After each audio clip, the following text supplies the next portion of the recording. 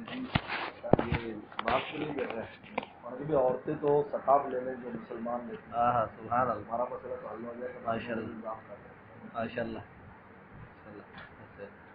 ہر مشکل کے اندر اللہ تعالیٰ کی حکمت ہے. بے شک دنیا میں جو ہو رہا ہے اللہ کے حکم سے ہوتا ہے. ہم اس کو کدھر بھی عمران کر دے اللہ نے کر دے فلاں کر دے فلانے کو کرنے کی استطاعت دینے والے تو رب کی ذات ہے. اس لیے خواجہ مجذوب صاحب کا شعر بڑا عجیب ہے. کیا ان کا منہ تھا میرے منہ کو آتے دشمن ہوگا. کیا ان کا منہ تھا میرے منہ کو آتے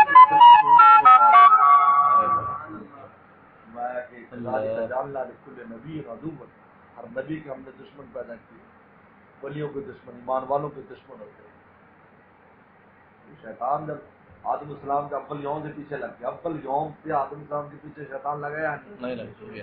میں اور آپ کے ہمیں کیسے چھوڑنے والا ہے.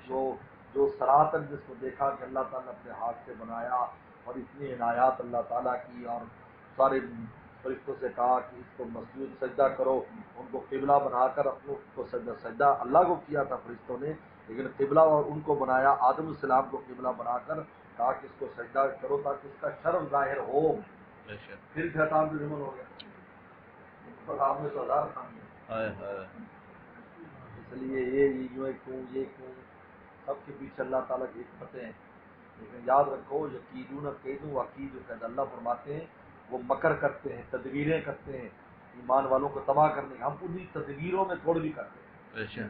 وہی تدبیر ان کے خلاف چلی ہے. اول یوم سے مکہ والے نے پابندی لگائی کہ جو مکہ میں نیا ہے اس کو کہہ دینا محمد رسول اللہ سے نہ ملے.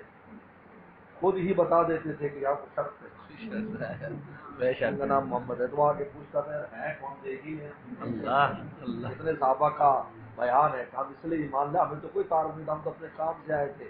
تو وہاں دروازوں پر لوگ مقرر تھے وہ کہتے تھے محمد نامی شخص سے پار نہ جانا. تو ڈھونڈتے ڈھونڈتے پہنچ گئے تو غلام ہو گئے. سبحان اللہ ماشاء اللہ. یہ دیکھو اس لیے حضرت مولانا رومی نے فرمایا ایک جگہ پر کہ اللہ تعالیٰ تیل لگانے کے باوجود خشکی پیدا کر دیتے ہیں اور آگ کو گلو گلزار بنا دیتے ہیں. سبحان اللہ. یہ ان کا کمال. اگر کچھ بھی ہو مین میڈ ہے یا اللہ نے بھیجا ہے کچھ بھی ہو اس کے اندر ہزاروں حکمتیں ہزاروں مسلطیں ہیں. یہ تو اب جب یہ ختم ہو جائے گا سلسلہ تو اس کے بعد پھر باتیں سامنے آئیں گی کیا اس سے کیا فائدہ ہوا کیا نقصان اور کیا فائدہ ہوا. کیونکہ نقصان میں سب سے اہم نقصان ہمارے باطن کا ہے ظاہر کا نہیں ہے. یاد رکھو. اور باطل کو اس چلتی دنیا میں جو نقصان ہو رہا تھا کہ ہمارے جیسے دیندار بھی اس دنیا کا مدار اس نئی سائنس پر سمجھ رہے تھے. اگر یہ نہ ہو تو یار ایک دن بھی نہ ایک دن بھی جہاز نہ ہو تو کیا بنے گا یار. گڈی نہ چلے تو کیا بنے گا. جام ہو گیا سب چل رہا ہے. اندر کی دنیا ٹھیک ہوگا. برطانیہ کے وزیر اعظم نے کہا جس کو خود ہو گیا تھا اس نے کہا تھا کہ زمین والے آسمان والے کے سامنے فیل ہو گئے. اس کا الفاظ ہے صحیح خدا کو مانتے ہیں زمین والے فیل ہو گئے آسمان والے. یہ اس کا بیان ہے انگریز وزیر اعظم کا بیان ہے برطانیہ. ہماری ٹیکنالوجی کام ہی نہیں کرتی.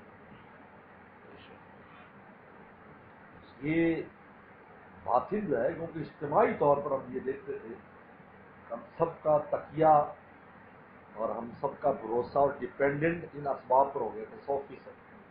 ایک منٹ نہ ہو تو یار بس گزارا نہیں ہے. کیا کریں اب اس کے بغیر بھی چل رہا ہے. گاڑی کے بغیر گاڑی چل رہی ہے. کرو بیٹھے ہیں. بڑے مزاحیہ قسم کے لطیفے بھی آ رہے تھے. بچے پوچھ رہے یار یہ آپ نے کئی دن سے ہمارے ساتھ کمپل رکھتا ہے.